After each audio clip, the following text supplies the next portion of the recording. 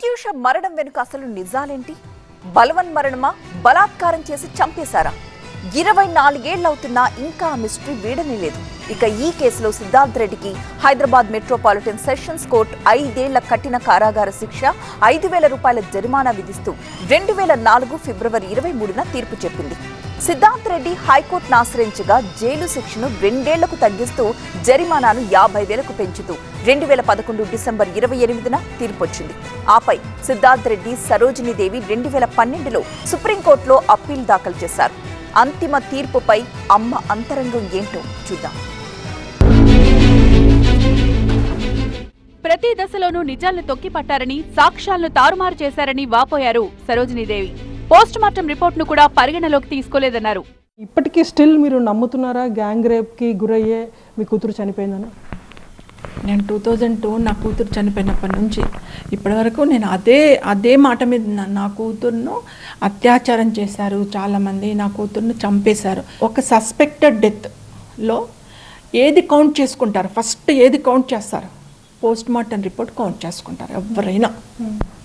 మరి ప్రత్యూష కేసులో postmortem report ఎందుకు కౌంట్ చేయలేదు? వై? ఏముంది పోస్ట్మార్టం రిపోర్ట్లో? పోస్ట్మార్టం రిపోర్ట్లో ప్రత్యూష తొడల మీద, అబ్డమ్ మీద 1 కంటే ఎక్కువ మంది విసరాలు ఉన్నాయి. ప్రత్యూష తొడల మీద, కడుపు మీద, బ్రెస్ట్ మీద ఎక్కడ పడితే అక్కడ గోళ్ళతోటి రక్కిన రక్తాలు ఉన్నాయి. మెడ మీద రక్తిన రక్తాలు ఉన్నాయి. మెడ మీద గోర్లతోటి అంటే దాని మెడను ఒత్తినట్టుగా ఉన్నాయి.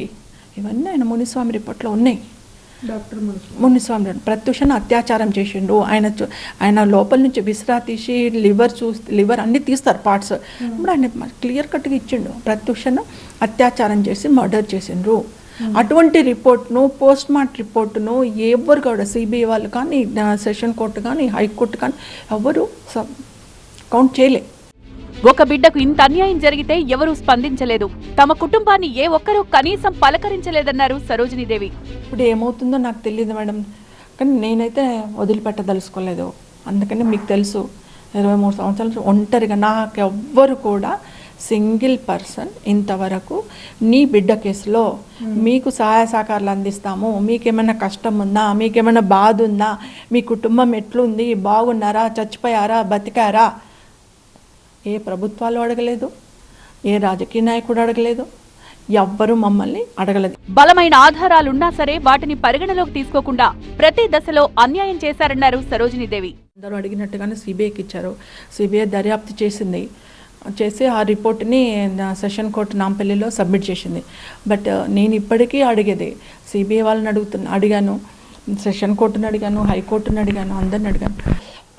పార్ట్ ఆపరేషన్ చేసి పార్ట్ చూసి ఇచ్చిన రిపోర్ట్ ఏమో నాట్ కౌంటెడ్.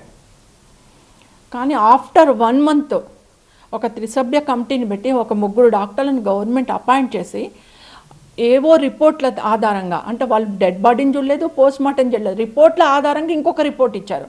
ఆ రిపోర్ట్ మాత్రం కౌంట్ చేసుకున్నారు సూసైడ్ అని. ఎంత అన్యాయం అండి!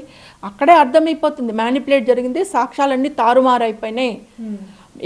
ఏ రిపోర్ట్ని అయితే కౌంట్ చేయాలన్నా ప్రత్యూష దాంట్లో ఘోరంగా అన్యాయంగా ఆ రిపోర్ట్ను కౌంటే చేయలేదు.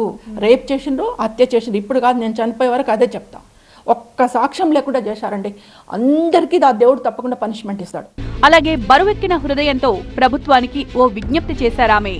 సీఎం రేవంత్ రెడ్డి గారికి నేను ప్రత్యూష తల్లిగా విన్నవించేదండి, గత 2 సంవత్సరాల నుంచి మీరు పరిపాలన చాలా బాగా చేస్తున్నారు, అందులో మహిళలకు చాలా బాగా చేస్తున్నారు.